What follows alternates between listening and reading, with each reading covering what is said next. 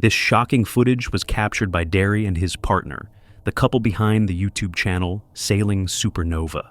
Their videos usually show the beauty of life at sea, endless horizons, peaceful sunrises, and the gentle rhythm of the waves.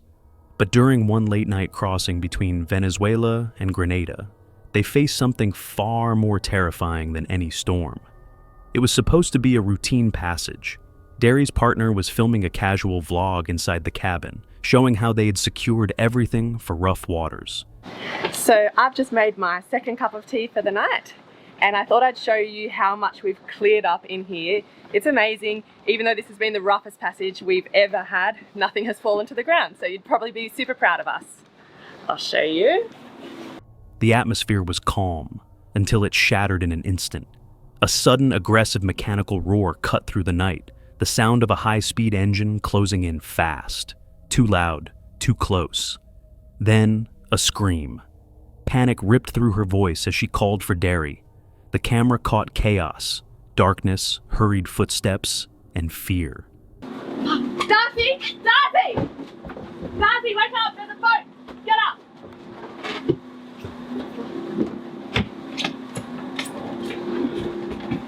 Get up! Hey! Hey! What are you doing?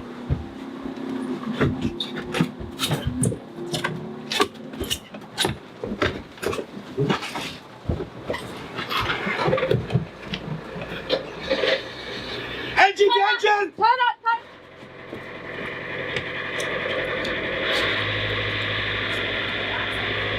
Turn the lights off! Lights off! The nav lights!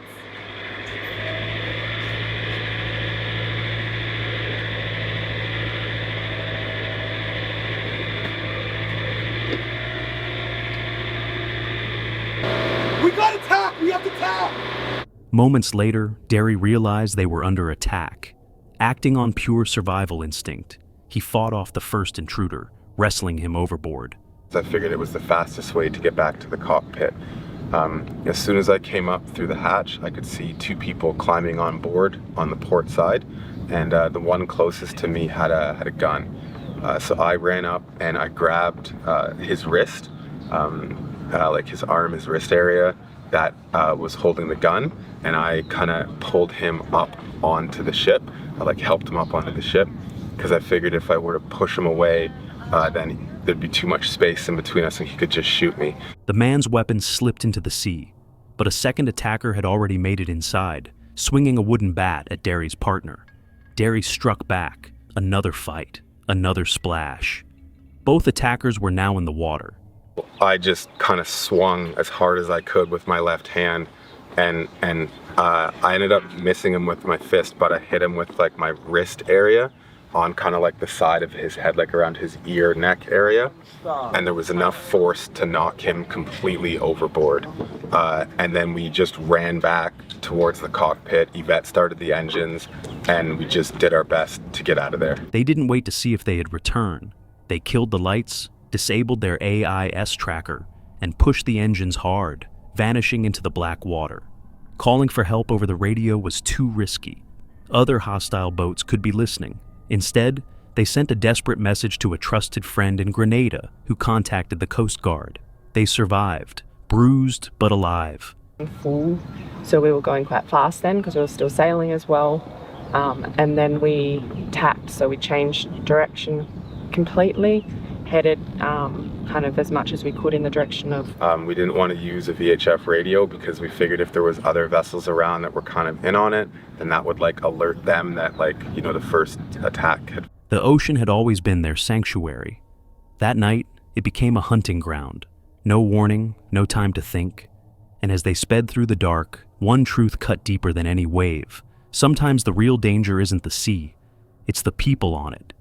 What's up, Silent Nightmare family? I have something huge to share with you today. We just crossed an incredible milestone, 50,000 subscribers. But now it's time to set our sights even higher. If we hit 100,000 subscribers by the end of September, 10 lucky subscribers will each receive a $50 gift card. You can choose any gift cards. That's $500 in total prizes as a thank you to this amazing community. It's super easy to enter. Subscribe to the channel if you haven't already. Like this video, Comment below with your favorite Silent Nightmare video or your scariest camping story. That's it. Let's hit 100K together and celebrate the only way we know how, with a massive giveaway. This video comes from a channel that thrives on raw, immersive exploration, where every journey into the forgotten edges of the world is driven not by spectacle, but by atmosphere. Zek and May don't just film abandoned places, they step inside and let the silence, the shadows, and the unspoken stories guide them. In this episode, they travel deep into the ruins of a deserted high school somewhere in Europe, an eerie shell left to time. At first, it's everything they hoped for. Long hallways lined with peeling paint, lockers sealed shut, chalkboards still marked with fading lessons, and trophies coated in dust. The ghosts of student life linger in every corner, but the stillness begins to change. The quiet takes on weight, and an unease starts to settle in. We're probably at the very tip end of the school, being that we are starting here in the gym.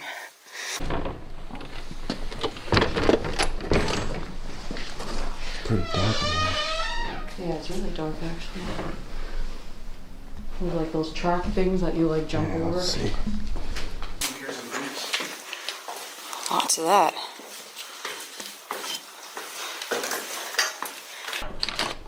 Wow, it goes two different ways. Whoa. It goes this way, and it goes that way.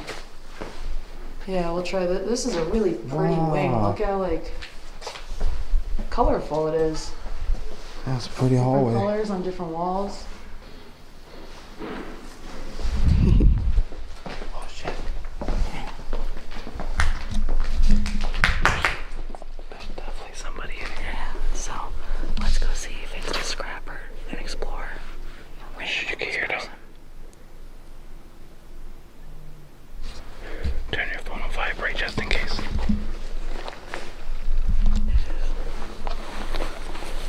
It's literally 9 o'clock in the morning.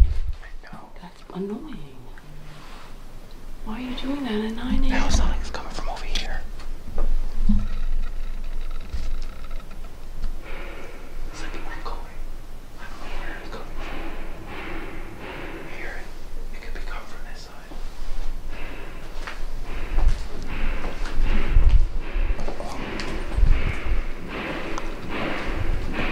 That's loud. What is wrong with people, man? Like, how are we supposed to film when they're doing this? As filmmakers and YouTubers, this is aggravating. This is annoying. And we tend to get a lot of questions and like, They realize they aren't alone. Whoever else is inside doesn't sound safe. Caution creeps in, but curiosity keeps them moving. Until instinct takes over, they need to get out. he's making so much. Oh my girl, the last thing we need is the cops to come here because they have to deal with that. Oh, and when we were outside, being that we're so close to the hospital, there was like police right across the street, so Oh yeah. this is insane.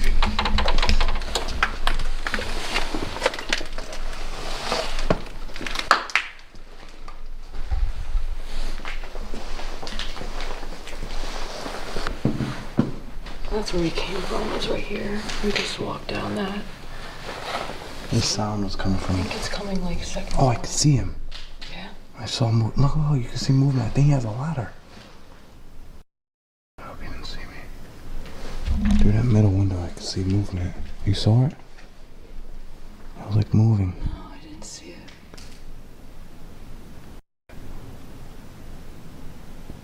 I hope he didn't see us. Something dangle, like from the ceiling, like wires or something. Yeah, because he's ripping them, the pipes out of the ceiling. So we just got across, but we have to go up to get out of this place. And when we was crossing, we definitely heard some sort of scanner. It wasn't a police scanner, but it was definitely some sort of like communication device, like a walkie-talkie or something. So we gotta be careful.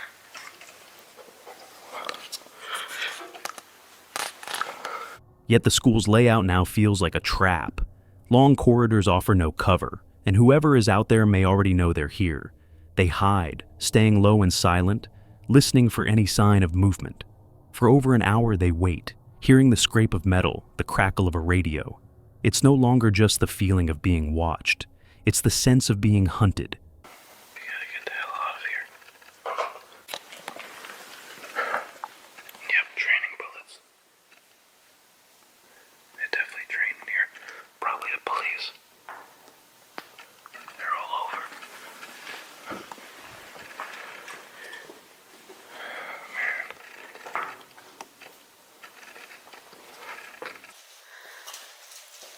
We're gonna knock on wood when we say this, but we think the coast is clear. Not too sure, but we're gonna find out. Main office.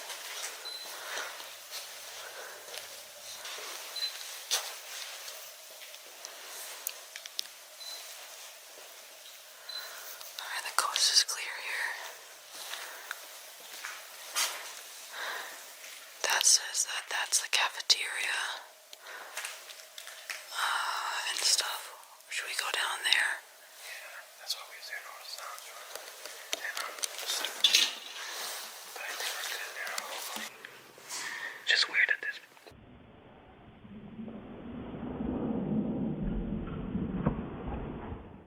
So at this very moment, I turn around and I see somebody in some sort of uniform right at the door, and I was so sure that they saw us, and that's why we started immediately fleeing that area.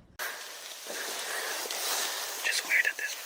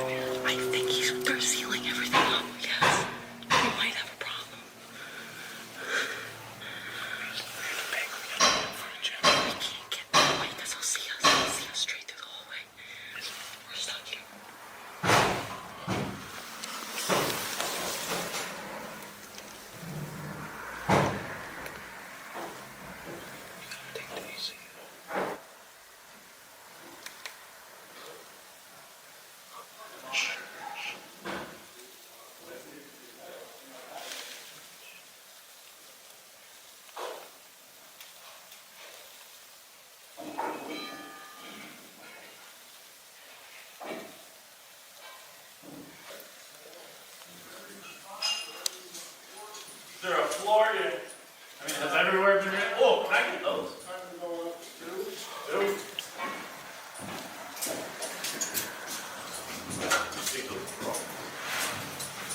are signs of people in here, so I'll be shot come across them.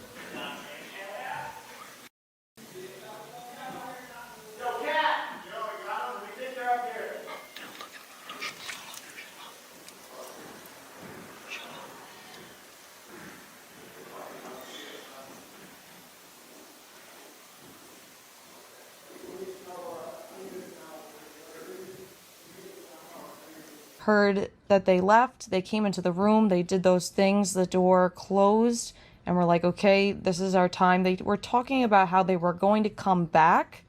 We didn't know how quick they were going to come back, if they were all out of the building, if it was just that group of people, because there were so many people, it was so hard to tell. There was the people that were already inside the entire time, the people that just entered before. So once we had a semi-okay that at least that group was gone and we heard silence and we heard that door close, we got up and we made a run for it immediately.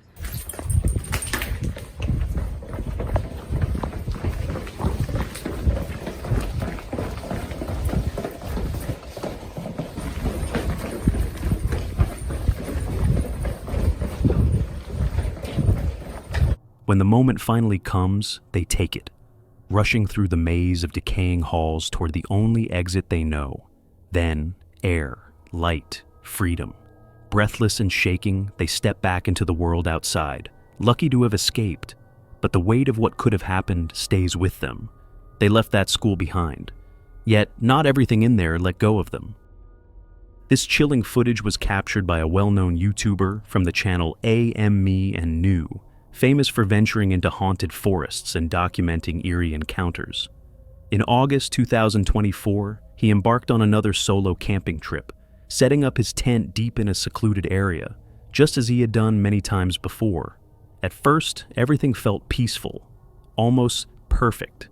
But as the sun dipped below the trees, that sense of calm began to unravel. What started as a simple camping trip was about to spiral into a night of terror.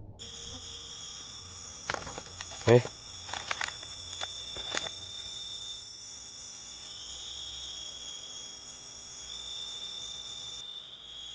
Apa? Aku unang ya? Ada lampu di situ.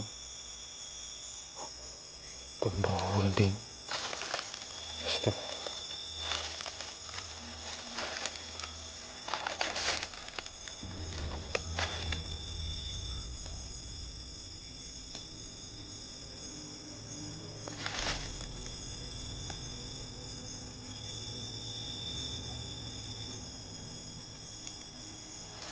Tadi ya kayak ada suaranya teriak ya teman-teman.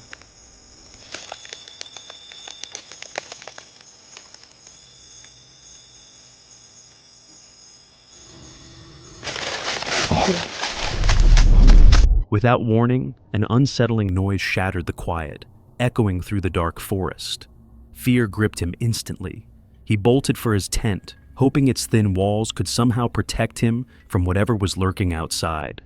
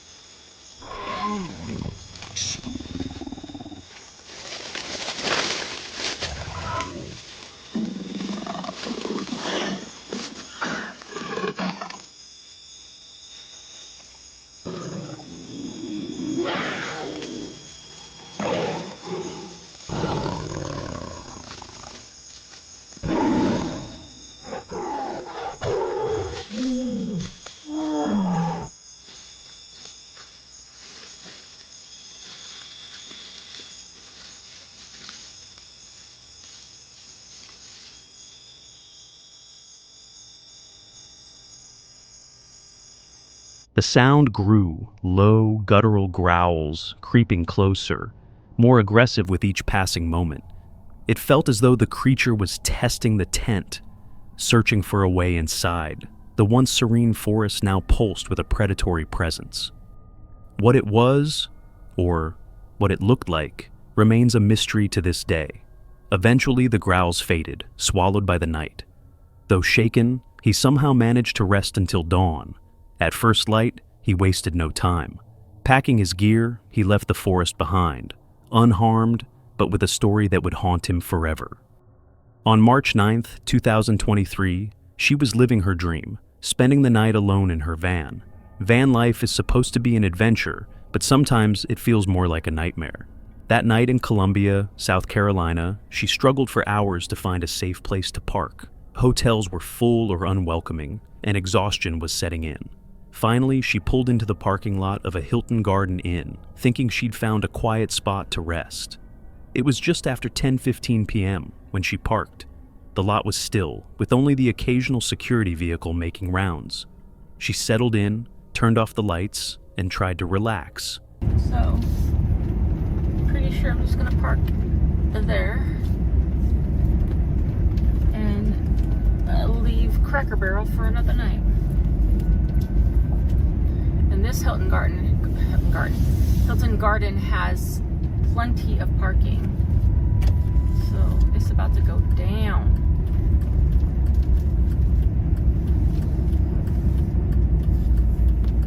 Also, there's another van. So that's kind of comforting.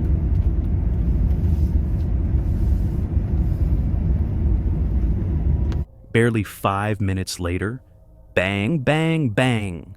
A loud knock on the van door shattered the silence. Her heart pounded as she peeked outside. A man in a security uniform stood there, telling her overnight parking wasn't allowed. Not wanting trouble, she quickly packed up and drove away. But the encounter shook her.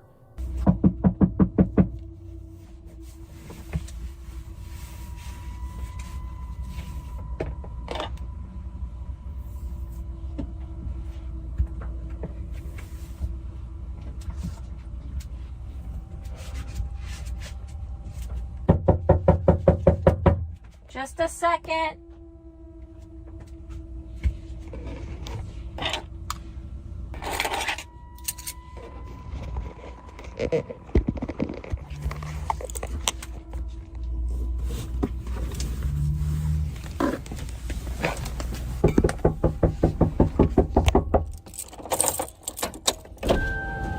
Hi. Hey, you have a room? I just pulled over just to go to the bathroom back here. I'm leaving. Okay.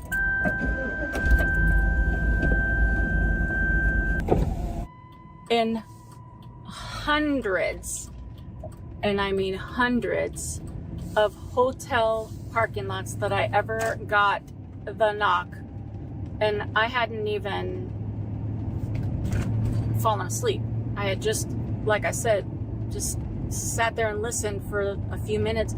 It hadn't even been 5 minutes since I turned off the camera when I heard that knock. Now, normally, if it was like, I don't know, if it was in the middle of the night, I would probably not have answered because of safety and because they wouldn't have known that I was in there. But since they saw me pull up and park, then they were like, bro, no.